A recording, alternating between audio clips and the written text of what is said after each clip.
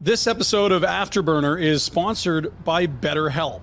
Give online therapy a try with BetterHelp.com/FlamesNation and get 10% off on your first month of therapy. Get on your way to being your best self.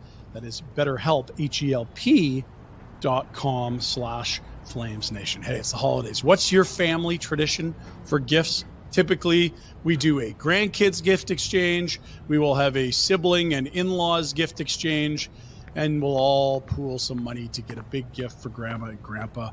But you know what? Someone we're not thinking about for a gift is someone that might need something. And well, that's you. Have you thought about what you're giving to yourself during this incredibly busy and insane year? Yeah, it's great to be around family, and sure, vacation's nice, but holidays can be stressful too. And maybe it's a day off, maybe it's a gift to yourself. Find a way to define how you're caring for yourself in this holiday season, and maybe therapy can be a part of that for you. BetterHelp can help you with that. They're incredibly flexible, entirely online, and that means it's convenient. You don't have to drive anywhere. The schedule is going to work because you can set it to fit your schedule. And even better, they're going to send you a questionnaire to fill out and match you with, based on the results of that questionnaire, someone that's going to be a perfect fit for you in therapy. So whether it's by starting therapy, going easier on yourself during tough moments, or treating yourself, remember to give yourself some love this holiday season. Find your bright spot this season with BetterHelp. Visit BetterHelp.com/FlamesNation today to get 10% off your first month. That's BetterHelp, HELP.com/FlamesNation.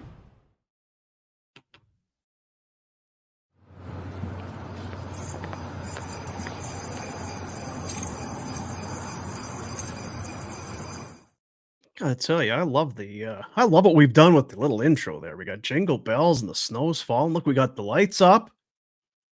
We got the beautiful little subtle snow effect above us. That's yeah. We're classing it up now. Is that a Christmas ball or something in the flame there above the A on Afterburner? I'll tell you what. We got some of the guys are working. Guys are really working some magic. Welcome to Afterburner. It's Boomer along with Ryan Pike from Flames Nation, FlamesNation.ca. Are you like a journalist for a print, I think they call them a newspaper? Isn't that what they use? There's something called a newspaper once upon a time. And the person, he or she would write the story, clickety clack, and then somebody else would write the headline. If you were a headline writer, what would it be for this matchup tonight?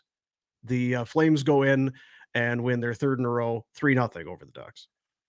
That's a good question. I wrote the headline on the website for this evening, as well as the recap, and my headline was essentially just, well, they got to 500. It was, for a game where I think the Flames got credited with 44 shots on goal. It was a game where if you looked at the stat line, you go, ooh, Anaheim got their show run. It was a game where the Flames got enough goals and enough chances, and their goaltender was really good for, I'd say, 2 periods, and he didn't really need to be great in the third period because they actually defended. And it was the game they needed to beat the opponent that was in front of them.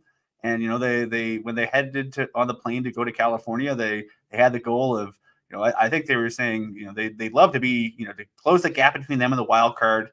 I think they're 2 points out now, or 1 point out now, with everyone above them has games in hand on them.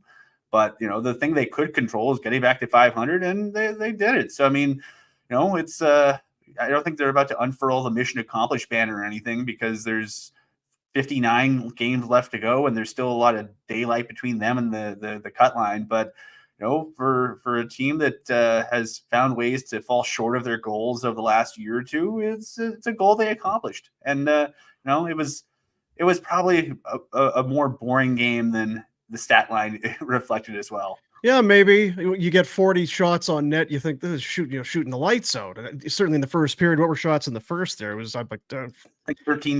13-12. It's like, it's going to be a crazy kind of a game. Markstrom was good. Again, was not tested a ton. he looked, it's got to be discouraging. And, whatever sport you're in, I suppose, but when you're playing against somebody who's just feeling it and they make it look effortless, it had to have felt that way for Anaheim tonight because every save was just right in the glove. There was no rebounds. He was seeing everything.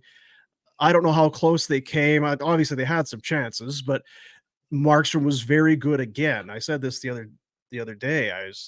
If this is how he looks after you give him 2 weeks off, you got to find a way to give this guy some time off here and there. Was it like Dennis Rodman in The Last Dance? He had to go to Vegas, kind of do his thing. Markstrom just needs some time off because he's been terrific since coming back. I mean, he was really engaged and energetic after, before, during, and after the game on Monday night against Florida. Then he comes out here and, he's allowed in 2 games, he's allowed 1 power play goal against and 0 at even strength. And, it's a team that, they've last year, I think that they felt, and I think fans felt the goaltending let them down a bit. And, if you're a goaltending, I think they were right. They were probably right if they thought that. Yeah. And I'm admittedly a goaltending apologist. I played defense growing up. My dad's exact coaching tutelage to me was, boy, make their lives easy. If they have to make a great save, that means you screwed up royal. And the Flames at times last year were very porous defensively. They've been, especially in October. I mean, I think everybody who plays goaltender for the Calgary Flames, their October basically kill their save percentage numbers for the whole season. They're going to be fighting an uphill battle till the very end of the season. But, you got to give them credit because, they've had some pretty solid performances from 3 guys, in between the pipes. And Markstrom, I think, of the 3 has been easily the best. I mean, we're not going to throw shade at Dusty Nickel because he didn't get in. But the other, of the other 3 guys that have seen minutes, I think we've really seen Markstrom, if not return to Vezina candidate form, at least return to above average NHL goaltender form this year. We were close to seeing Dusty Nickel there. I thought after Vladar got run, this kid might get in. 19th career shutout on a 27 save night for Jacob Markstrom. The Flames do win it by a score of 3-0. It's funny how quick it changes. And I guess when you do, you cover the team, we do our other dumb show every single day, and you just kind of get into that routine and you don't take a step back every once in a while. It seems like not that long ago, they snapped a 4-game losing streak. And to that point, they had 1 win in their previous 7 games. So just really not exciting hockey. They were in every hockey game, but the results were not there. And now all of a sudden it's 3 straight wins and points in 5 straight. So now if you were 2 weeks ago, if you were hoping for the tank and the rebuild, you were happy, and people who loved watching them win, they were sour. Well, now it's it's like this thing. It's always And our dear friend Mr. Pinder, I believe, will regardless of what happens on Saturday, the Flames are going to finish that 15-game run up at or above 500. I think they're 7-5-2 now through 14 games. So regardless of what happens on Saturday, the Flames are going to be in the black points wise coming out of what looked on paper. I think everyone looked at the 15 games and went, man, like Minnesota was the easy, I think probably, Anaheim, all due respect to Anaheim, was the one sort of gimme on the bingo board. And then everything else was sort of, even 2 games against Minnesota, a lot of good teams, a lot of pretty tough games against a lot of good teams, and a schedule that was just, chock-a-block with back-to-backs and 3s and 4s and games every other night. I think this stretch where they had 2 days off is probably the longest off stretch they've had since this run began. But 7-5-2, I mean, and if you look at their efforts in the aggregate, I mean, I think the first game against the Minnesota at home was probably the one game you look at and go, ooh, they were not very good in that game. But the other 13, I think they've were in every game. They found ways to lose some of them. I think 4 of the games they lost, you look at them and go, oh, they probably could have gotten something more out of those. But for the most part, I mean, they've been in it. And I think, I'd say this, I don't think the Flames have the ability to, they don't have any game-breaking scorers on the team, unfortunately. And, that's just sort of a reality of who they are right now. But they've got a goaltender, probably a couple of goaltenders on some nights that can hold them into games. And, they have players that when they play the way they can just wear down teams. And I mean, in the third period, Anaheim had some fight left in them, but they couldn't really do much to get through the Flames defensive shell. And, it was a good road win. And the Flames have had a few road games get away from them in the third period. We saw 2 on the last road trip that they entered, against, all due respect, much better teams than Anaheim. But I think, getting your show run a bit by Vegas and Colorado teaches you some lessons. And they looked like a much more composed team in this third period than they did in the last 2 on the road. So progress, right? Yeah. And I guess, what is it? We bring it up. It's the rodeo analogy. When the bull isn't really that good, you get a re-ride. I don't know. How would you rank the bull tonight, as it were, in the Anaheim Ducks? There's a lot to like if you're into prospect porn and you love high draft picks and that. And I think that they're coming. But as for right now, they're young and injured. Now they got Drysdale and McTavish back tonight. Still no Zegras. Lundestrom is out. And it looks like Leo Carlson left. That's a bugger, hey? Yeah, if folks, if you get a chance to see the clip, try not to. If you're squeamish, maybe you don't want to watch it because his knee bends sort of sideways. I don't think it doesn't look like anything bone wise, but as someone that's had some damaged ligaments in the past, you look at that and go, ooh. And I had written down. Yeah, I had written down Leo Carlson is going to make a lot of money, because to that point you could see why he went second overall and why he was maybe taken ahead of Fantilli and that sort of thing. Going back to the draft, it was maybe a bit of a shock that he went where he was at. He kind of almost looks kind of Mikko Rantanen-esque with some of it, the way he moves. He's just so big, so strong. He is going to be an absolute ox and a handful in a very short amount of time. But that's shitty for him. Either way, I'll get your thoughts on the player. He's superstar in the making.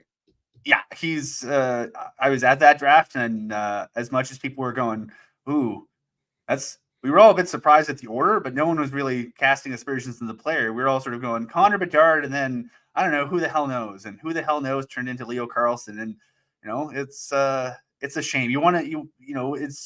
It's one of those things where there's so much skill and young skill in the National Hockey League right now. And on some nights, I mean, if you're a Ducks fan, you're just watching for hope and you're watching for young, exciting players. They have a lot of guys coming. One of them was the goaltender they have tonight. But they have a lot of young skaters, and they're going to need some time to gel. And, it's unfortunately, there's going to be a few nights like tonight where they go in and play a team that's on paper superior and they just can't get anything going. And unfortunately they lose one of the handful of difference makers they do have, or soon to be difference makers. So hopefully he's not gone for too long, because, Anaheim just had horrific injury luck. Drysdale's been, I think Sportsnet ran a graphic during the game that, he was back, but he had missed something like 108 games or something in that range over the last 2 years. And he's so good. I mean, folks have seen him in his draft year, and even since then, just rave about him as a player. He's the kind of player that if you're the Calgary Flames, if you have the ability to sort of take a burlap sack and steal a couple prospects from other teams, he's the exact kind of defenseman that they probably would love to have in their system, because he's just a horse. He can just do anything you need him to do. And unfortunately, he's just had somebody with a voodoo doll just poking different body parts and causing him to miss time. I saw the same thing. 103 games he's missed. Some that started last year. I was, how many games have there been? There was 82 last year, I assume. Yeah, and then whatever game 30 something for them this year. So what has he played for 4 games? He's missed a ton of time. Something like that. Yeah, that's rough. Let's do the Betway highlight of the night. Betway, the official gaming partner on both Afterburner and Barnburner. You get the Betway app, get it on your phone, get it on your tablet, your laptop, whatever it is. However, just make it work and get into the game, but bet the responsible way with our buddies over at Betway. And we were kind of kicking some things around. It was, there was not a ton going on at times, but if you score your first ever NHL goal, I feel like that's probably good enough for our highlight of the night. Okay, we're gonna have to keep our now, on Mackenzie Weegar. We'll get to not a great goal, maybe, if you're Lucas Dosta. That's from a long ways out. It's maybe not quite the parking lot, but it's from out. When you score your first NHL goal, just shy of 30, I think he's 29 years and a month old. When he tells his grandkids about it, that's going to be, bar down, or he deked through other guys. But, it's a really exciting thing to see. He's been a guy that's sort of done, I believe he did the college route, and then he went played, in the minors in a few different organizations. So, I think he's played something like 300 AHL games at this point. Just, it's good to see. I mean, I believe Wes Gilbertson from Post Media chased the stat down from NHL PR. The fourth oldest first NHL goal in Flames history. I think Sergei Makarov, who scored to be his frig at 31, was the leader. But I mean, he's Nick DeSimone. He was an important goal, a nice goal for considering the scoreline it gave them, and can't help but notice a nice little play, the button hook there after the entry by 47. Another point. I believe this is now 17 in 23 games or something like that for Connor Zary.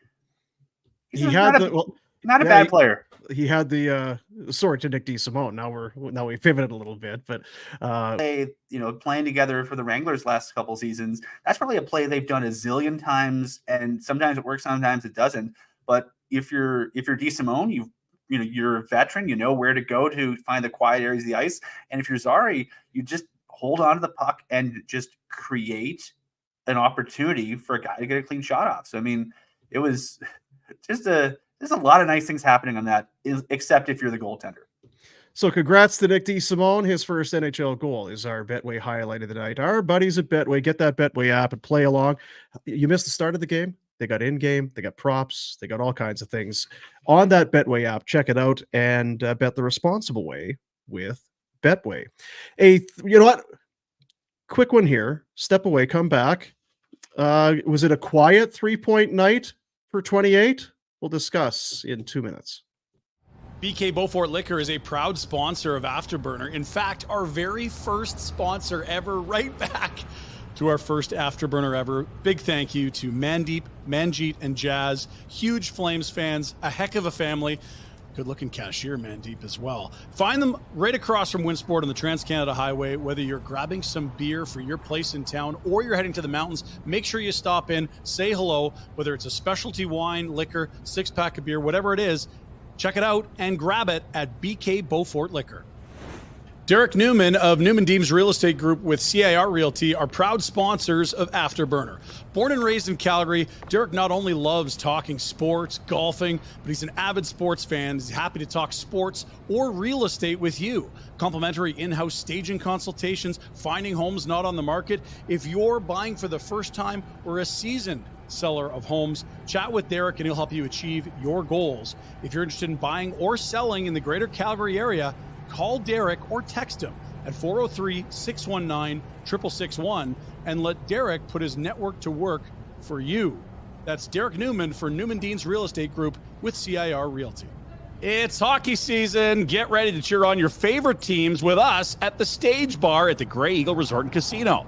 Enjoy the game on one of their huge, large screens with friends, drinks, and delicious food. Let's go. Visit greyeagleresortandcasino.ca for more information. How about this information? Happy hour. Doesn't get much happier than this. 3 hours of happy hour. Let's make the most of the day and your afternoons with great drinks and food. Join us at the Stage Bar and Blaze Bar and Grill for the new happy hour. Every day, 2 till 5. Great food, specialty drinks, all starting at $5. Visit greyeagleresortandcasino.ca for more information. Charm Diamond Centers, proudly Canadian owned and operated since 1972. More than 85 locations across the country through Charm and their sister brands. Get custom ring building delivered in less than 4 weeks with the Charm Masterpiece program and an unbeatable pricing policy. The holidays are here, can you tell? It's the perfect time to check out a large selection of Canadian lab-grown diamonds, mined diamonds, and don't pay until 2025 with their instant in-store financing OAC. For more information, go online, charmdiamondcenters.com. Good-looking guy there. We continue. The Flames make it a 3-0 victory down in Anaheim on a 27-save night from Markstrom. Elias Lindholm, a goal and 2 helpers. Now that you get a helper on an empty netter, so whatever. Hey, it's a 3-point night. It's not been the season that Lindholm could have wanted, for sure. I don't know what he expected or how he saw it was going to play out. But you want to have a monster year when you are playing for a contract, and it hasn't been that way. I think maybe we talked about him. I know we certainly talked about Dube, who I also have on my list here in a little bit. But for Lindholm, there's been some criticism. We've lobbied some at him. I'm not sure where you are at, but what did you make, I guess, of him tonight? And where are you just in general, as December is going to very quickly turn to January? We're getting close to the halfway point of the season for Elias Lindholm. I mean, I think the big challenge, I think the big question, if you're somebody, whether it's this team or 31 other clubs, is this the kind of guy you think is a first line center over the next 7 or 8 years, or is he a good second line center? And I think the big question is, can he carry a line? Can he be a driver? Because this season we've sort of seen it in spurts, but if you want to get paid north of 8 million, maybe flirting with 9 million a year, maybe not anymore. But you're gonna have to be the guy that runs the show and dictates the pace. And I think tonight he was definitely noticeable. I think he was a guy that did a lot of things. I still think the Kadri line was the big line for the Flames. I think has been the big line for the Flames the last little while. But I think if you're Lindholm, it sounds like all indications are. I think on TSN Insider Trading this evening, Pierre LeBrun mentioned that it's quiet between the Flames and Lindholm's camp. So it sounds like, unless something changes monstrously, that he'll be wearing another sweater on March 8th, if not sooner. So right now he's not just playing for a contract, he's playing for an opportunity. Because if you're Elias Lindholm and he's been a big part of some pretty good Flames teams here that just had good regular seasons and couldn't get over the hump in the playoffs. If you're Lindholm right now, you're auditioning for a role potentially on a team that wants to go far in the playoffs. And I think you have to show the kinds of qualities, tangible and intangible, that make teams think that's the guy I need for the playoffs. Because right now, if you're talking to the Flames, you're thinking, if I'm a playoff team, Christ, I need to get Chris Tanev, because Tanev has all of those intangible qualities that make playoff team GMs salivate. He can be a guy that makes this stop with his body, some part of his body. He doesn't care which one, as long as it doesn't go in. But some part of his body will get in between the puck and the net, and it'll be the difference between the team winning a series or not winning a series. Yeah. And with Lindholm, is he going to be the guy that, is he going to win a faceoff at a key moment? Is he going to be scoring that key goal, setting up that key goal? I think those are the questions that GMs have. And I think those are the questions that between now and March, he's going to have to answer with his play. And right now, tonight was a nice step in the right direction. You got to bear in mind the competition, but I think they're playing a pretty good team on Saturday night against LA. And those are the types of games, I think, the ones that you have marked on your calendar. There's a handful of them between, now and the end of the calendar year, a handful of them between now and the All-Star break, that I think we're going to figure out what the real value is of an Elias Lindholm. And then after that, just a matter of going out to market, right? Yeah. I wonder from other GMs, what they'd be willing to pay will be different. Because you look at the numbers and you look at what he did last year and this year. If you're an opposing GM, or if you're a team in the market for Lindholm, how much stock are you putting into what you're seeing right now? But how much are you going back a couple of years ago to when he had world-class players on his line and put up those numbers? I can't help but wonder, if you're looking at this last 2 seasons, it's like, yeah, but he lost his winger. He didn't have any to play with. Look what happens. I still think they're not going to want to pay that price. They're not going to bring that up in the haggling process in a trade with Craig Conroy. But I do wonder if GMs will be thinking, and just all the hockey staff will be saying, this guy still has it, and all he needs is just some opportunity and some help. If honestly though, if you're the GM, if I'm on the phone with, say, the GM of the Colorado Avalanche, I believe it's Steve McFarland now with the D at the end. I always call him McFarland. I always get his name wrong. But McFarland, the GM in Colorado, I think the challenge, if you're talking to him, you probably go, hey, do you have 2 guys better to play with him than Andrew Mangiapane and Yegor Sharangovich? And no disrespect to those 2 players, but if you're Colorado, you're thinking, okay, I think we can find 2 better guys for him to 2. play. Is that all you need? You only need 2? Then yeah, we got 2. If the idea you're going to slot him in the second line, he's going to be playing with some damn good players in Boston and Colorado, wherever he ends up, if you're a playoff team. And, if I think that's the sales pitch. The sales pitch is, look at how much he's done with so little the last 2 years, with sort of a rotation of guys that weren't Lindholm or guys that weren't Tkachuk or Gaudreau. And if you put guys who have that kind of talent, I mean, the worst thing you can say about Elias Lindholm is he's not a driver. He's a very good connector. He's a great complementary player. When he's the third best guy in his line, that means you have two really good players playing with him.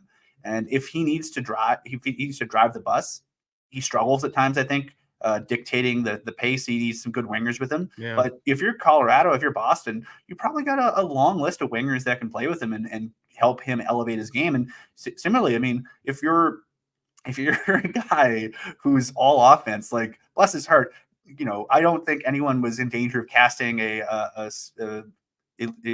Lady Bing, or actually casting a Selke ballot for Johnny Gaudreau, even on accident.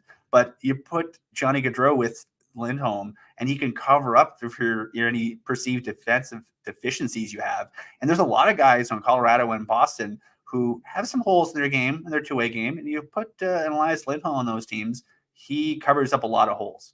Yeah. Listen, you don't need to tell Flames fans or us he's a very good player. It's just there's no way he resigns here, and I don't think there's it. Would they love to keep him? Sure, you'd love to keep him, but I don't. It's not good. It's just no. I don't see a deal there. He's never ever really, to me, given the indication, the body language, the sense of that he's interested in staying. This just felt like I'm done. And I don't know if something went sideways. Warner's always said is right from the time Tkachuk and Gaudreau left, he's been pouting a little bit. He's been pissy, lost his guys. Now it looks like it was just those two who were making that line what it was. Maybe there's a bit of pride that was bruised there and continues to be bruised. He looks like a guy that needs a fresh start. And if a 3-point night helps, get on a roll, make that easier for Craig Conroy to get that deal done. But it's unfortunate, right? When you see these deals, it's great if you hit a home run, but if you're left holding a Mark Kandari and like right? Everyone, what are we going to get? What kind of player are we going to get? And then it's like, what? I've been covering the team long enough that I remember being in that room for that press conference. I was sitting just off to Jay Feaster's right when he announced, Jerome McGinley going to the Pittsburgh Penguins for Kenneth Agostino. That's not his name. Kenneth Agostino, Ben Hanowski, and a 2013 first rounder. Yeah. And you could almost hear like, the record scratch. Like, what? And I believe our friend Eric Francis had the line of that night where, like, I think it was an 8:30 game, a late night. We all love these late nights. And then a trade breaks basically right around midnight. And so you have to rewrite everything. And it's like 1:30 in the morning. And Francis jokes, boys, at least we don't have to learn how to spell Koklachev. That's right. Yeah, because that was the Boston deal. Yeah. A first Bartkowski and Koklachev was, I believe, the rumored return before it was kiboshed. And then two college players who combined for maybe 20, 30 NHL games. Agostino turned into a pretty good pro in Europe, really good AHLer, couldn't really put it together at the National League level. But I mean, that's the challenge. I mean, you gotta the biggest piece the Flames got for their best scorer in franchise history was, bless his heart, Morgan Klimchuk. Mm-hmm. Who played one NHL game. Yeah. One. It was a good game, though. So don't get that kind of return if you're going to trade Elias Lindholm, I guess would be kind of the cautionary tale there. The road ahead, we'll take a look at the road ahead. There's one game before the Christmas break. They will play in Los Angeles on Saturday. The Kings have been dynamite on the road and okay at home. They lost to Winnipeg earlier this week. I'm with you. I think they're a very good team. And you talk about how do you slot down the middle if you're Elias Lindholm? Well, LA knows how they're slotting every single night. It's a pretty easy job with Kopitar, and now you've got Dubois in there, and I've drawn a blank on the third, the guy that was in Montreal and came there as a free agent. Phil Deneau. You're happy if you're coaching that team. I don't know where they are as far as a goaltender, because I know Phoenix Copley got hurt. Their goaltending's been okay. They got but Cam Talbot and Dave Riddick. What's Yeah. to worry about? We know them well, don't we? But either way, so that's as far as the road ahead. They will play that one on Saturday. Then they will head to wherever they go and come back Wednesday. A homestand starts. They've got the Seattle Kraken, and then on New Year's Eve, the Philadelphia Flyers come in. So all things considered, 3 games left in the month of December. They've already put together, we showed the gauntlet run, if you want to call it that, earlier. LA's tough. They've already beaten Seattle, and I don't think Philly, they look to be like they're going to be a seller at the deadline. This month that was going to be just a walk through the desert, just Death Valley for this team,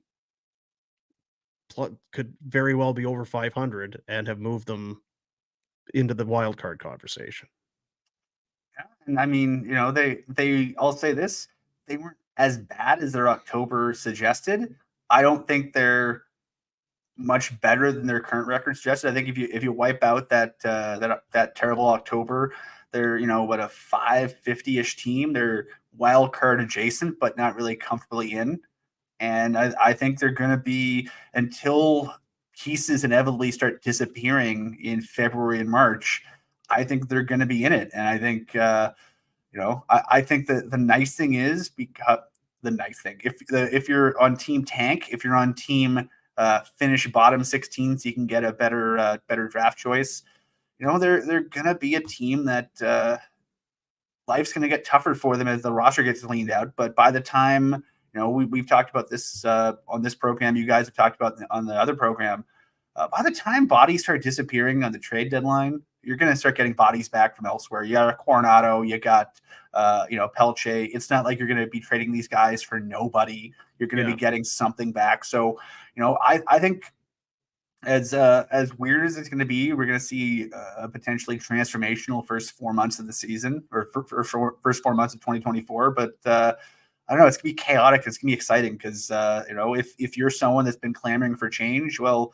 change has been foisted upon the Calgary Flames by market forces, and we're going to see a lot of new faces, and see some faces changed up for other things. So it's going to be a really exciting, important, transformational next few months. Coaches deserve some credit here because they are not the most skilled team. You look at their shootout, like one guy has a shootout goal. You look at their power play, although it scored tonight, their power play stinks, to be quite honest. Their goals for it's not good, but they're in every game. They're not getting their doors blown off. They're winning hockey games. They compete. They seem to be kind of, it's hard to describe. You talk for a living. You'd think you'd figure this out with how dysfunctional and just clearly off they were last year and the year before. And it's not a shot at Sutter necessarily, but they just seem to be more cohesive. It doesn't feel like this line isn't playing with this line and this guy. It doesn't feel like from one shift to the next, it's like, what are we watching? There's a continuity that we're seeing with this team. And even beyond that, you go for Cale McLean, who's now on the bench. You talk about the Wranglers, some guys that have come up and have showed pretty well. You've got Pospisil, you've got Zari. Solovyov has come up and has played pretty well. Now there's going to be a line where that you don't go below that. We wait for Poirier. He's had a bad injury there. I don't know what you'll see from him. Pelche came up and made an impression last year. So between what they're doing here and what has been done and continues to be done at the AHL level, the coaches deserve a nice little back slap. Do you give them a back slap as kudos? I'm not sure, but they deserve kudos nonetheless. Yeah, and I'll go forward. Like the development staff. I mean, Wes Gilbertson had a nice piece on Post Media's website today about the impact that Danielle Fujita has had on Connor Zary's skating.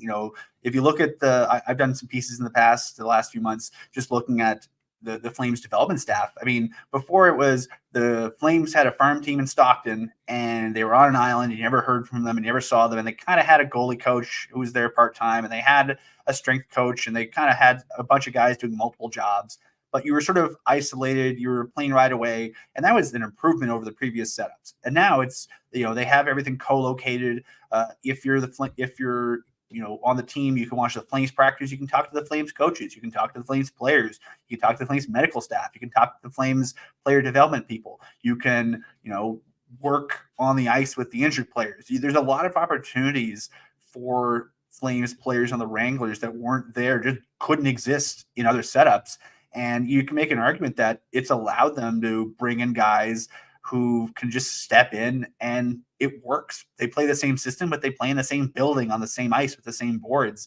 And, I think it's made them a much more cohesive team. And, there's going to be opportunities, a ton of opportunities for some of these guys. And, I'm very, I think as much as it's going to be you can't tell the lineup without a score sheet kind of team for a little bit, I think it's going to be kind of exciting because fans are going to see, case in point, who saw Martin Pospisil coming? I know. Fans looking at the score sheet going, who the hell is 76? They have a 76 now? Yeah, they have a 76, and he's pretty decent. And I think fans are going to look at their score sheet and see who the hell's 43, maybe who the hell's 42, we already said who the hell's 98 this year. That's it's going to be that kind of a season. And I think it's going to be weird, but a little bit fun. So we started there with the road ahead. It's one more before the Christmas break. That is Saturday against the Kings. They will then come back and host Seattle and the Philadelphia Flyers on New Year's Eve. That's the road ahead for Village Honda, located in the Northwest Auto Mall. They're also online at villagehonda.com. New in-stock inventory on the ground, more arriving daily. New vehicle pricing is MSRP, and their used selection is massive. Over 70 units on site, access to more than 400 more within the dealership group. Make Village Honda your one-stop automotive destination in Calgary. Worth the trip. Your dealership for life is Village Honda. I guess we could talk about some hungry for more. This is because you could take it either way. You either want something that's very positive. I want to see more of that. Keep up the good work, or you kind of go the other way. It's like, dude, I have to pick it up. But either way, we'll see where you're at. There's probably a few candidates. DoorDash, restaurants, groceries, pharmacies, bakeries, flower shops, and more. Ordering's easy. Open the DoorDash app. Choose what you want from where you want, whenever you want it. And it shows right up on your doorstep. And for a limited time, our listeners get 25% off and zero delivery fees on their first order of $15 or more. Download the DoorDash app. Enter promo code NATION25. That is NATION25 to trigger that deal. So curious where you're going. Hungry for more? Hungry for whom or what tonight? I'm going to go with, I think, a fairly common choice this season in this segment, Jonathan Huberdeau. And I'll say this. This was probably one of the better games we've seen in a while offensively from Huberdeau. I think he was credited with, at some point, it was 7 shots. They took one away, I think you mentioned, so that he's down to 6. Yeah, it's 6 in 15, just over the same ice times, 15 minutes as usual. Tonight it was 15-18, just over 3 minutes, 3:13 on the power play, 6 shots. So yeah, I mean, as he was as visible and energetic a player with 0 points could be. He was noticeable. He made some nice plays with the puck. He made some plays with the puck that, as usual, I think made fans go, "What is he trying to do there?" I think Jack had a clip earlier that he showed to us pregame. Maybe there he goes. There's a turnover, and literally nobody between him and Lucas Dostal, and he decides to go for the pass with the defenseman saying, "Please don't pass it over here." Stop it, right? Like, I mean, how is that a pass? This is we've seen during the never-ending decade of darkness for the Edmonton Oilers. I think a popular thing on social media was the meme, "This guy scored," where all the Oilers players were sort of bunched up on one side of the ice, and then this guy over here ended up scoring. That was almost the opposite of that. That's this guy didn't score. It's all you had to go is this way, and he zigged when he should have zagged there. Yeah, this guy didn't get a shot on net. It would even be beyond that. Yeah, and if you look at the score lines of players during this 14 game run, 14 of 15 so far, one of the guys way down at the bottom is the highest paid player of the team. And it is what it is at this point. You got to try to rehab. You got to try to make it work. But those are the kind of things where you look at that kind of play with the puck, and that's the kind of play where 18 other guys on the team, even maybe the goalies, would have just cut straight to the net and said, worst case, chip it on net, see what happens. But so you're not hungry for more of that now. You're not hungry for more ill-fated, ill-guided passes. I mean, the other stuff was good. I was Yeah. hungry for the other stuff, but it's just it's one of those things where you just feel bad for the guy because it's like, oh, maybe just chip it on net, bud, because we've seen some ugly ones go in, and if you're a guy who probably has very little offensive confidence or swagger, and you're playing with two very good two-way players, so you have the puck a lot, you're maybe trying to get that going. That's the kind of thing that makes you go, ooh, maybe keep it simple, bud. But how about you? What'd you see tonight? I mean, I guess just the final thought on Huberdeau. They are giving him every opportunity outside of 20 minutes a night. That was the one thing Rhett said. Just play the doors right off of him. You just can't, because you've now got some other players who deserve ice time more so than him. So I don't know that works anymore. I just hungry for more of this Jacob Markstrom. He has looked so calm and collected. Yes, it's a shutout. Yes, it's the Anaheim Ducks. But even going back to the previous game, remember there was talk, Dan Vladar should go on a bit of a run here. No one's saying that right now because he has looked dialed in. And if this, again, depending on what it is you want, but if you want wins, then this guy is your best option, and it's not close. Whatever it is, he's seeing it. He's feeling it. The other night, he was losing his stick, and he's all over this. He just looked really quick, really confident, really poised. He's looked really good. So, and I think now he'll add to it, but that save percentage finally got over the 900 mark, which feels like for the first time in about a year and a half. So the goals against comes down, the save percentage goes up. If you want wins, then be happy and feel good about what you're seeing from Jacob Markstrom, who, as you see right there, career win number 200 tonight.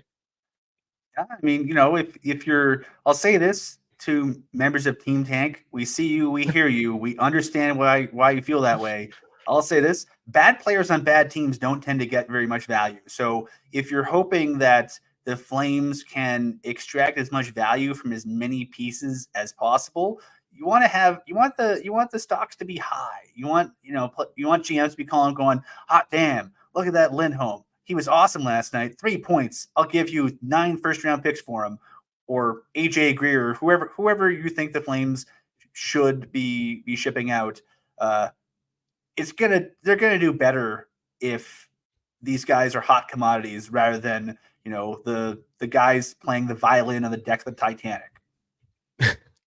That is Hungry for More, a presentation of DoorDash. Don't worry about cooking dinner or running to the store. Let it all come to you with DoorDash. Trigger that deal. Nation25 is the promo code to get $25% off your first order of $15 or more and 0 delivery fees. Nation25. Dash that for the win with DoorDash. We will take some of your questions. They've been coming in. If you're in the chat, you can fire them in. We'll get to some of those. And I don't want to end on a bad note. It's about the Christmas spirit and all of this, but there's something that isn't going well that continues to not go well. And I don't know how this one ends. We'll get to it in 2 minutes. Greta, it's our home away from home for Afterburner. We'll be there for live watch parties throughout the season. Should be your spot regardless. Before, during, and after the game, grab a cocktail, something from the menu, let the games begin, or maybe you get into the game yourself. Over 50 arcade games from vintage to state-of-the-art. Load up some credits on that Greta game card of yours and get at it. Greta Calgary, located at 213 10th Avenue Southwest.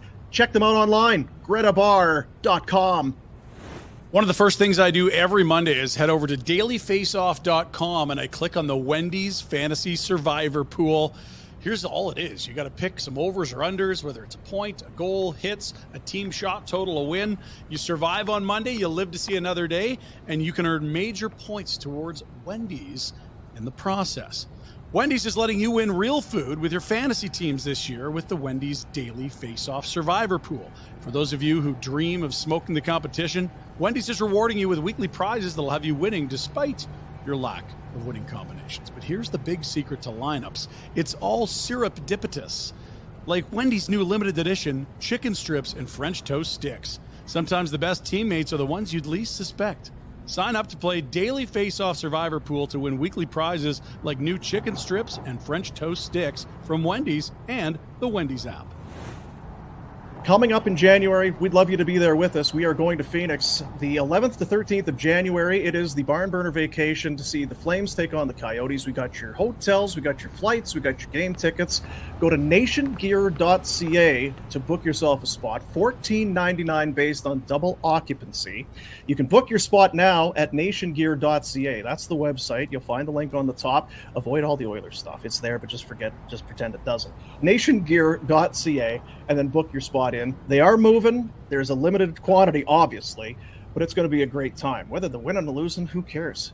It's Phoenix in January. Go and watch some hockey, hang out, have a heck of a time. nationgear.ca, once again, to book yourself in for that. And it's brought to you by Alberta Blue Cross. Memorable moments with Alberta Blue Cross. It's about cherishing past moments and making new ones. Alberta Blue Cross Travel Insurance helps you protect your memories and more.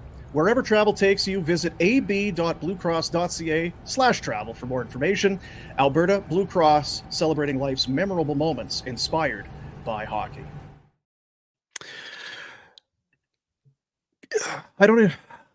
It was a moment in the game, and it stood out to me, and it probably didn't stand out to anybody else,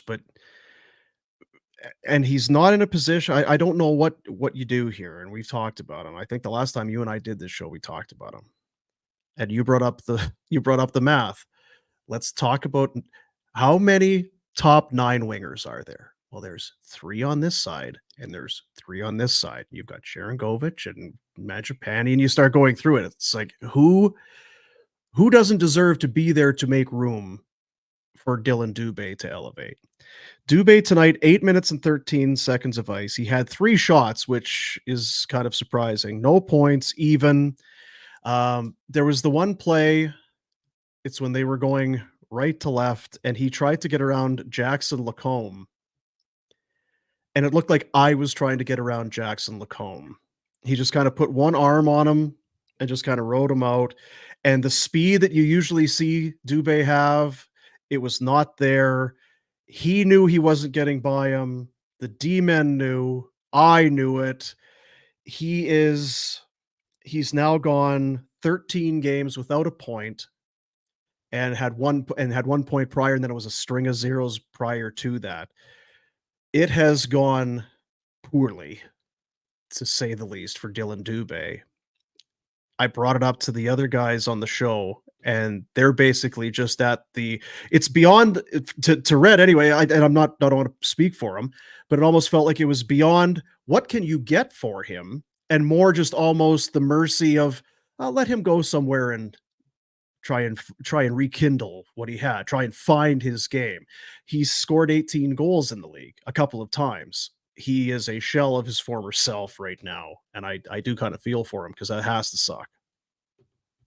He feels like the type of guy that, barring anything, a miraculous turnaround of any kind, or departures of the 6 guys ahead of him in the rotation, I'm probably figuring that, we'll be watching the ticker on March 8th, and we'll see Dylan Dube traded to wherever for someone else's Dylan Dube. The Flames, I think you and I have discussed this in the past.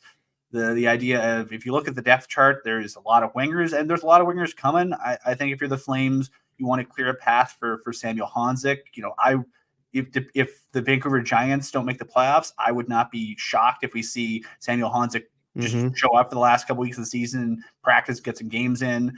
We're going to see Jacob Pelche. There has to be a spot for him. There's going to be a lot of guys, primarily wingers, pushing for some minutes, if not on this team this year, in the next couple years. And, if you're the Flames, and if Dylan Dube right now is a $2-point-something million fourth liner, I don't think that's sustainable. And like you said, it's almost merciful to give him an opportunity to get a fresh start. I would sort of make some parallels to him and Sam Bennett, where, for bless his heart, Sam Bennett was slotted a certain way here. The GM, the coach, whoever, just saw him as a certain type of player, a certain type of asset slotted in a certain spot, and he needed to go somewhere else to prove that he could be different than that. And it happened, it's not just it's basically, it happens to a lot of guys, especially when you're breaking in, all you are is a complimentary winger. So it's all you're ever going to be. And Dube, I think he still has a lot of potential. He's still a guy that has scored a lot of goals. We saw him in that playoff series in the bubble against Dallas, where he imposed himself on several games when the Flames didn't have a Matthew Tkachuk and needed someone to be a difference maker, and he was for a couple of games, and then he wasn't anymore. Yeah, and that's the thing. Like, I mean, that if you're a Flames fan, you're skeptical about Connor Zary. I think maybe you have some PTSD from the Dylan Dube experiment, because Dube had a handful of just spectacular games, and then he's just sort of faded into the background. And we're 23 games into the Zary project, and so far it looks like we haven't seen much of a drop off from game 1 to game 23, which is great. But he's still a young player, and I think for Dube, I think he feels like the type of player that, in order to ease that defense or that forward logjam, especially on the wings, you can switch him to another team to get their Dube on the blue line, and you get a little bit of depth back for the Flames. So I think, I'd love to be wrong. I'd love to see Dylan Dube go off and make us all look very foolish. But 30 some games into the season, he's been aggressively ordinary, and sometimes worse than that. And for the money he's getting right now, he's making 3 times more than the guys on league minimum deals. And, he's easily at times, I'd say fairly consistently, since he's been on the fourth line, he's been arguably the least noticeable guy on that fourth line. And it's the worst possible. Like, for him, it's not only is he not playing well, Sharangovich has gone up a ton. Zary has come in and he's in the Calder conversation to some degree. Pospisil again tonight, getting under the skin of the other teams. These guys are chopping at him and sticking him. He caught Fowler in the mouth with a stick and got away with it. He had a shot on goal. He's on. It's weird watching him hit, because a lot of guys have to load up and really take a run. Whereas him, he's so big and powerful. He just hits, he just kind of runs into them and they fly against the guy. All of his competition right now, outside of Mangiapane or some other, they're all playing. There's no debate to be had about does he deserve that ice time? So, and you talk about, I still want to see Klapka at some point. Obviously, Pelche's coming on. You know what Coronado is. It got late early for Dylan Dube, so we'll see how that ends. We'll do some burner questions as we bring things to a close. If you're watching on the YouTubes or on the Facebooks, you can get into the chat and within the boundaries of good taste. If you have some questions for us tonight, we'd love to have a chat with you. Jack's been working away back there. Jack has also been talking about how much beer he's drinking tomorrow too. So that's in the chat as well if you need. From Jordan, question: might the Flames actually be a good team? Here's the thing. I think they are a good team. As a good team. They don't have many good players. They're a good team. They're over their skis. I don't know if it's overachieving or what it is, and how does that saying go? The sum of the parts and the whatever. It feels like individually there's nothing really sexy, but they're playing a good team game right now. If that makes any sense. So I think they're a good team. I don't know that they're a playoff team. But in terms of playing for each other and contributions from up and down the lineup, they're a good team. Yeah, I mean, this is the way they have to play. They don't have any guys, outside of the goaltenders will hold them in games, but they don't really have anyone. They don't have a Tkachuk or a Gaudreau or a Monahan that will steal them games with offensive prowess. They have to do it by committee, and they have to do it honestly. They can't cheat games and then try to get back in by scoring fluky goals or beautiful goals. They have to grind it out. And, I'd say since November 1st, they've been sort of, committed to doing that. And it's the reason I think why they have the record they have since then, and the reason why they've gotten the results they have. Because, I think there was as much as folks are loath to praise the Jolly Ranchers nuggets of wisdom from last season. He was right. The Flames are a team that doesn't have any stars, and much like last year, they have to play as a group. And it seemed like that Edmonton game where they went outdoors and were just aggressively not very good for the first 15 minutes of that game, and then they snapped out of it. Since then, it seems like they're very aware of the way they need to play, and they've been doing it. Yeah. I see I'll fire it in here. There's a question, or at least a comment. Boomer's tune has definitely changed over this gauntlet run. Now, I don't know if I made myself clear when I kind of described that. You can't watch what they're doing right now and not be impressed, because I don't think they're very good. I don't look at the Kadri leads in points with, like, you look at the goalie, that there's nothing there, but there's some energy and there's some workers. And like I said, I've said it earlier tonight, that the coaches have got these guys, whether it's here's your job, do it, here's your job, do it. And if it all comes together, then we got a chance to win. In terms of what it takes to be on a team with different people contributing, that's what I'm at. I don't think they're a playoff team. I really don't. I know Pinder talked about this being 500. And so there's another question in here, and I rather than me look for it, somebody had just kind of asked, so what would it take at what point, or where do you need to be before, if you're on team tank, before you maybe flip a little bit? I don't think anybody would flip, but before you look at it and say, well, this isn't the year, and it might already be there. When they came out of the gates, just meh, and then the 6-game skid, it felt like, here it is. There's no debating it now.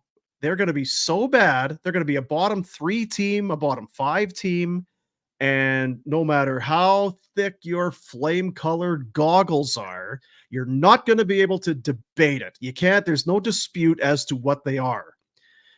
Well, now they're putting points together and they're going on little runs here, and you start to look at the standings, and there's still, we're not at the halfway point, but yeah, they are doing much better in terms of standing than I thought they were going to. And I thought that this month, I said, talk to me on the 23rd, and that's Saturday.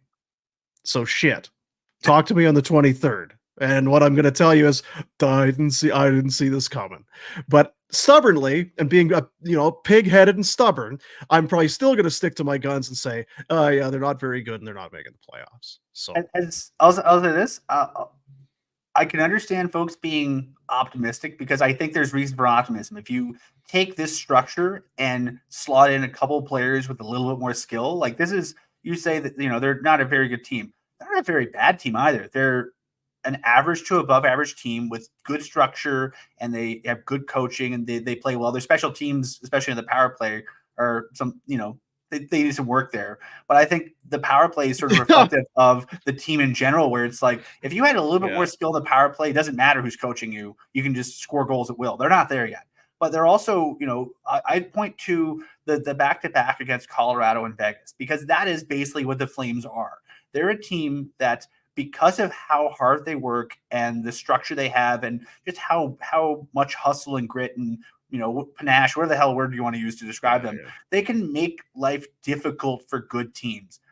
But they also can't consistently beat good teams. And they're the kind of team, if we had some time with Conroy, and say, if he's like, I don't know, guys, should we go for it this year? I don't know, I really like this team. I just say to him, do you see anything from the 2 games against the good teams, against the teams that people think can be contenders, that makes you think that this team can oust one of them in a 7-game series? I think they could push them. I don't think they'd beat them. And I think that's the dilemma. Yeah, I think there will be a lot of moral victories, and there will be a lot of what we've already said to this point. Was even the Colorado game. If you go back to that one, they played Colorado so hard, and they were in that game. And then, Nate McKinnon took over, and the star players were better than the Flames players. But man, they tried so hard, and they played so great. And I think that's the narrative that you would get after a playoff series, is they would get into a series against Vegas or Colorado, and they may win a game.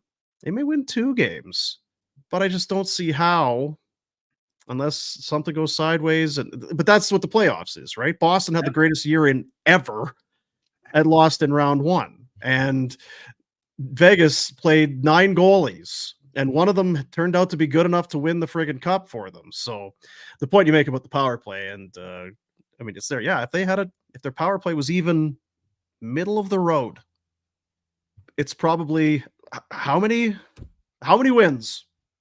Because they're in every game. They'd probably have 3 more wins. Modest. I'm just You're not wrong. It would have to be at least 3 wins. It was the same thing last year. If they had an average power play like that, last year was the team, as you all know, that every possible damn thing went wrong for that team over the course of the season, and they still only missed the playoffs by 3 points. So if you can squeeze anything more out of your special teams, that's the season. You're talking about, a completely different outcome. I mean, probably a similar outcome, but you at least play for 8 more days. The question came up there about the power play. Is the power play better today, or is Anaheim just that bad? Well, the penalty kill, I'd have to look here because I had the game notes up. I'll try and find it here because I mean, I guess it's a decent question. Now, the power play, how good was it? They went 1 for 6, and it was a nice goal, kind of a nice little tuck, and kind of changed the angle for Lindholm on that shot. Is that 19 shots they had on the power play? They got a lot of power play time. So I'll even say this, lot, though. Yeah. On that rush, though, I mean, you gave up a very nice odd man rush that you barely break up at the last minute, and then you get up ice in a hurry and get an odd man rush. The goal is essentially a rush goal. So I would argue that there's barely even a power play goal because it's not like you set up in your zone and did your thing. It was basically you basically rushed into the zone before they had a chance to get set up, which is I mean, good. You should be doing that when you have more guys than they do. But it's not like they went and ran their show and sort of just wore them down. They got there before they had a chance to get back into the zone to cover them. So whatever it's worth, coming into tonight's game, the Ducks 80% on the penalty kill, good for 15th in the NHL on home ice.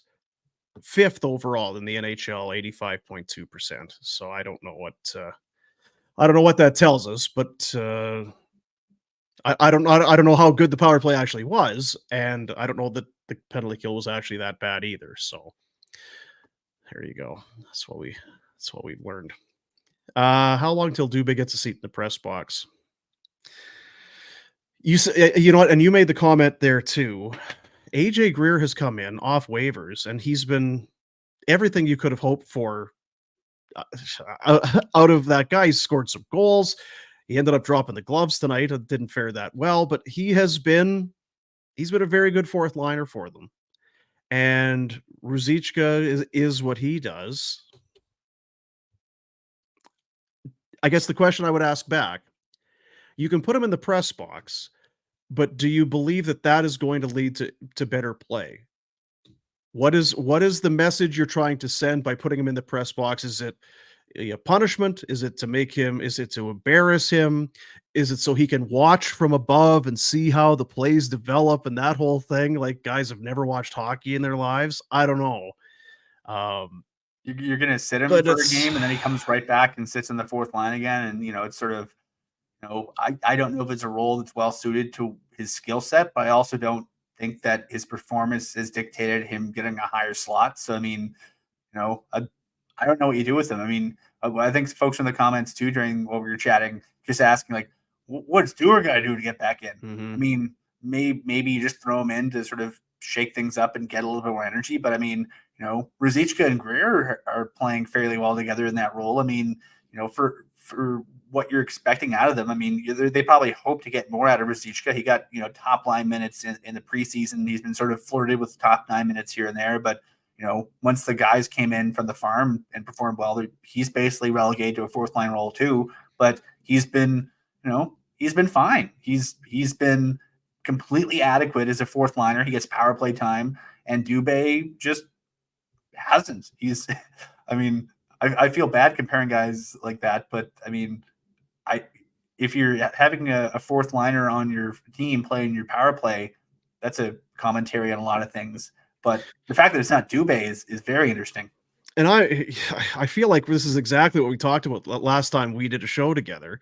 Was we ended up talking about Dube, and then I think maybe you made the comparison to Walker Duehr, and just how it's been a definitely a disappointing season for him based on the energy and enthusiasm that he brought. You forget all about him. Adam, do you want to see him back in? It's a tough spot for Dylan right now. It's whether it's injury or something has to happen, because I don't think it's going to be his play becoming undeniably strong that's going to push his way back up the roster. Doesn't seem to be the option. Not to me anyway. Right there with you. Let's take a look here. Pike would know. A qualifying offer, does that have to be a 10% raise? It depends how much they were making. There's a threshold that basically once you get there, your qualifying offer is whatever you made last year. So I think it's around $1 million. But basically, if you're making league minimum, I think you're getting like a 10% raise or 5% raise or whatever. There's a formula based on how much you're making the year your contract expired. But there you go. Yeah, not much of one. It's usually just a slight bump, and almost never do players actually accept their qualifying offers anymore. And we knew that you'd know. So there you have that. This one came up a couple times. Do you think the Flames will trade for Anthony Duclair to play with Huberdeau? I don't know how. By the way, on point with your beverage selection tonight. Some folks in the comments were mentioning that they couldn't see the can and weren't sure I was drinking. Yeah, there you go. Hey, Pike's a team guy. There's no doubt about it. Pike is a team guy. What was the question? About Duclair. Isn't Duclair a UFA? So now you're spending assets to bring in a guy? I don't see it. Well, what would it cost? I mean, I'd say this.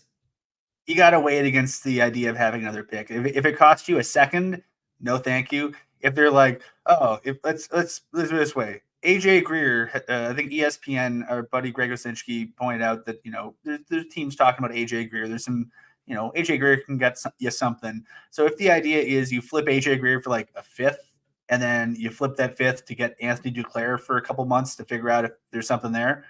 Okay, I can see that. Greer's a UFA anyway, so you're basically just trading a free player for a guy that maybe he'll turn out to be a fit with Huberdeau, and it hasn't really worked out for Duclair in San Jose, so maybe there's a fit for him here for longer than 2 months. You never know. I mean, the Flames gave up a seventh to try out. I think it was Nick Shore for a couple months to see if he could be a fourth line center, and at the end of the day, it didn't really work out. But you can go, it's Nick Shore. You tried it. It's a seventh. Who cares?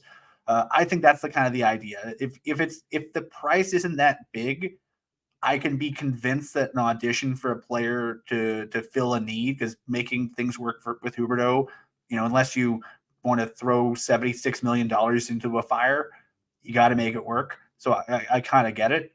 But if the price is anything substantial, I think it would be a little bit counterproductive. And I guess where and everybody will be different. Where is your line for substantial, right? Is it a third? Is it a fourth? Is it a fifth?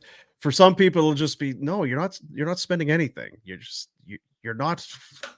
I understand that Huberdeau is it's a long play, and if you try a lot of things to make that work, but do you really believe that Anthony Duclair is the key to unlock that? I don't. I have a hard time believing that's the case. He's a fine player, but what is he? You're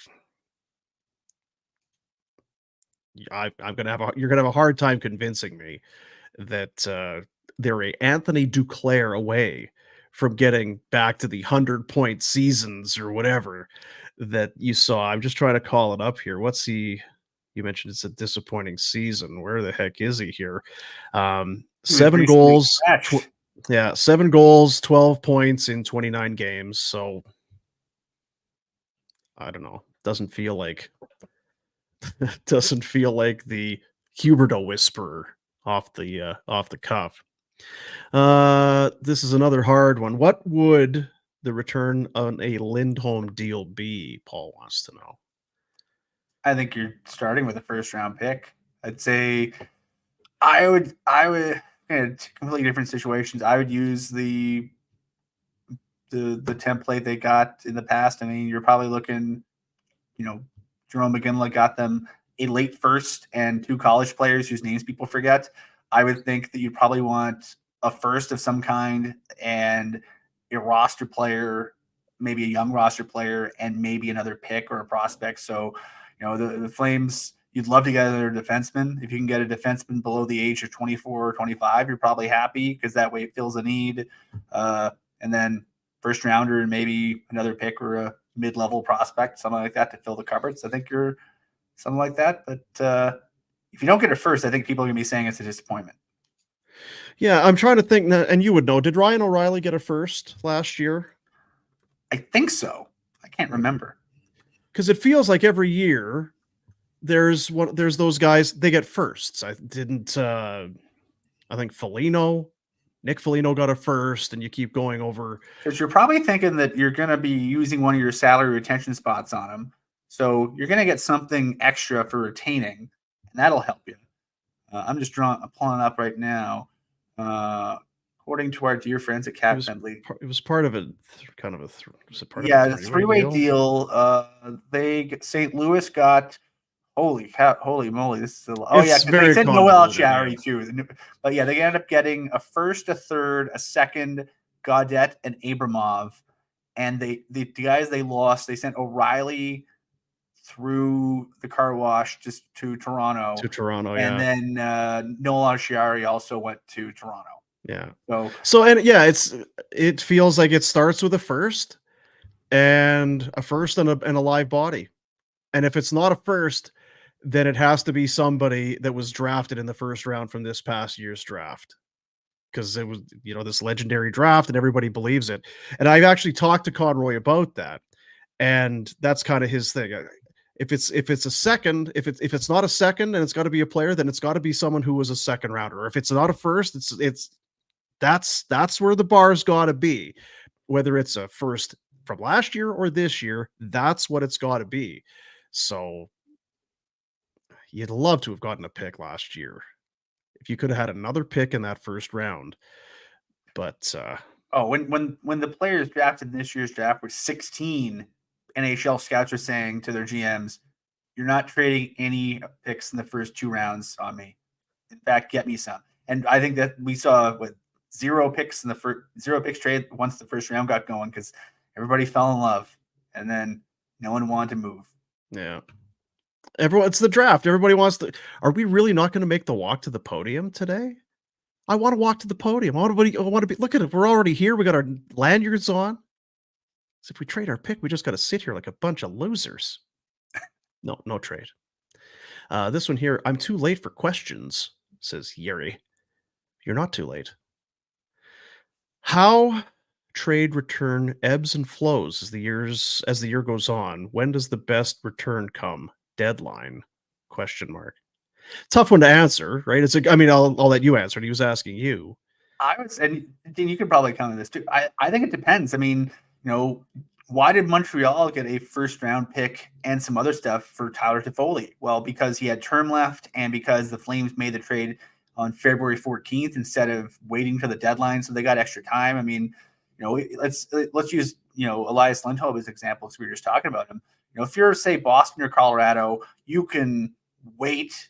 And if you wait, it's going to be easier to fit his cap hit in because, there's less money left to pay. So your cap space prorates and all the technical stuff like that. So you can fit him in more easily if you wait. But then you also don't have as much time for him to develop chemistry, to click with the guys, to get used to a new city. I mean, we saw Mackenzie Weegar admittedly take until the All-Star break to really get used to Calgary last year before he really started becoming Mackenzie Weegar. And if you were spending a first-round pick on Elias Lindholm, you want Elias Lindholm to be as good as he can be as soon as you can. And so if you're the Flames, I think, I forget who it was. I think it was I'm going to always just default to Pierre LeBrun because he's been on that horse a lot. But I think Frank might have mentioned this too, just the idea of, if you're looking at getting Chris Tanev early, if you're thinking, Yeah. oh, I don't want him to get hurt playing for Calgary, I'll give you something extra so I get him now.